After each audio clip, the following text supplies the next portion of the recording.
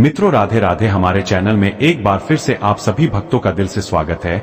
आज हम आपको मोहिनी एकादशी के बारे में संपूर्ण जानकारी देंगे, जिसमें बताएंगे कि मोहिनी एकादशी कब है, शुभ व्रत का शुभ मुहूर्त क्या है, किस किस को यह व्रत रखना चाहिए और किसको नहीं रखना चाहिए, इस दिन क्या दान करने से व्यक्ति को अक्षय धन प्राप्ति और अक्षय पुण्य प्राप्ति होती है, और इस दिन की पूजा विधि के बारे में भी बताएंगे और साथ ही बताएंगे कि इस दिन क्या करना चाहिए या क्या करने से बचना चाहिए। मगर उससे पहले चलिए जान लेते हैं कि मोहिनी एकादशी क्यों मनाई जाती है और इसे मोहिनी एकादशी क्यों कहा जाता है।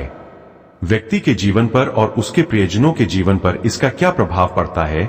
वैशाख मास के कृष्ण पक्ष में मोहिनी एकादशी नामक पवित्र एकादशी होती है।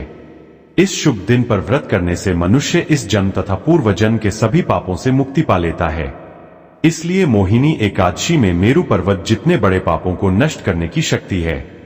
धार्मिक मान्यता के अनुसार मोहिनी एकादशी का व्रत करने से साधक को सभी पापों से छुटकारा मिलता है और जीवन में सुख समृद्धि बनी रहती है। मोहिनी एकादशी के दिन भगवान विष्णु और मां लक्ष्मी की पूजा करने का विधान है और विशेष दान चीजों का दान भी जरूर करना चाहिए। वैदिक पंचांग के अनुसार वैशाख माह के शुक्ल पक्ष की एकादशी तिथि 7 मई को सुबह 10:19 पर शुरू होगी। वहीं इस तिथि का समापन 8 मई को दोपहर 12:29 पर होगा। इस प्रकार 8 मई को मोहिनी एकादशी मनाई जाएगी।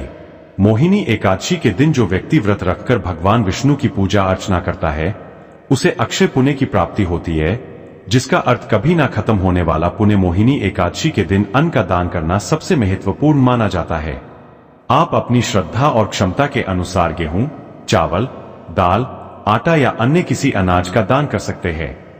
ऐसा करने से आपके घर में हमेशा अन्न का भंडार भरा रहता है और मां लक्ष्मी की विशेष कृपा प्राप्त होती है, जिससे व्यक्ति के जीवन में कभी भी धन की कमी नहीं होगी। परंतु एकादशी के दिन कुछ चीजों का सेवन वर्जित है। माना जाता है कि इस दिन भूल से भी कुछ चीजों का सेवन नहीं करना चाहिए। ऐसा करने से व्यक्ति के सभी पुण्य नष्ट हो जाते हैं और जिससे व्यक्ति पाप का अधिकारी बन जाता है। चलिए जानते हैं वह कौन कौन सी वस्तु है। मसूर की दाल। मित्रों, कहा जाता है कि इस दिन घर में मसूर की दाल, चावल, चना और मधु का सेवन नहीं करना चाहिए। यदि आप चरणामृत में मधु यानी शहद का उपयोग करते हैं तो भी चरणामृत में मधु ना डालें। इसके बदले आप चरणामृत में गंगा जल का उपयोग कर सकते हैं। चलिए जानते हैं कि इसे मोहिनी एकादशी क्यों कहते हैं। जब समुद्र मंथन हुआ और अमृत दैत्य और देवताओं में बंटने वाला था, तब भगवान विष्णु ने मोहिनी का आकर्षक रूप धारण किया, एक दिव्य सौंदर्य जिसने असुरों को मंत्रमुग्ध कर दिया और यह सुनिश्चित किया कि अमृत देवताओं के बीच वितरित किया जाए, जिससे उन्हें अमरता प्राप्त हुई और दानव परास्त हो गए। यह दिव्य हस्तक्षेप एकादशी के दिन हुआ। यही कारण है कि इसे मोहिनी एकादशी नाम दिया गया है।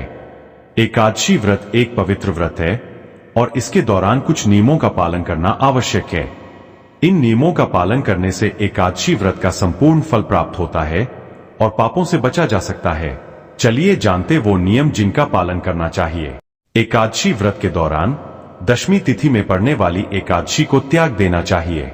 ऐसी एकादशी को उत्पाता एकादशी कहा जाता है और इसे करने से संपूर्ण पुण्य नष्ट हो जाते हैं। इसके अलावा एकादशी के दिन कुछ काम करने से भी बचना चाहिए, जैसे कि क्रोध करना, हिंसा करना। माना जाता है कि मोहिनी एकादशी के दिन जो व्यक्ति क्रोध और हिंसा करता है, उससे मां लक्ष्मी सदा सदा के लिए नाराज हो जाती है, जिससे उस व्यक्ति का और उसके प्रियजनों का जीवन बर्बाद हो जाता है। और इस दिन महिला और पुरुष को संयम का पालन करते हुए शारीरिक संबंध नहीं स्थापित करने चाहिए। जो व्यक्ति ऐसा करता है, उसके जीवन में दरिद्रता का वास होता है। इस दिन ऐसे किसी व्यक्ति से बात नहीं करे जो सिर्फ दूसरों की निंदा करता हो। ऐसा करने से भी व्यक्ति पाप का अधिकारी बनता है और उसके पुण्य नष्ट हो जाते हैं। एकादशी के दिन में सोना नहीं चाहिए। ऐसा करने से उस व्यक्ति को और उसके परिवार को किसी अनहोनी का सामना करना पड़ सकता है। इस दिन महिलाओं को हिंदू रीति रिवाजों के अनुसार मासिक धर्म के दौरान महिलाओं को व्रत नहीं रखना चाहिए, पूजा नहीं करनी चाहिए, धार्मिक कार्यों से दूर रहना चाहिए। सब्सक्राइब करें हमारे चैनल को और पाएं हर शुभ अवसर पर सही दिशा और ज्योतिषीय उपाय। वीडियो को लाइक और शेयर करना न भूलें। कमेंट में बताइए आप इस मोहिनी एकादशी पर कौन सी शुभ वस्तु दान करने वाले हैं।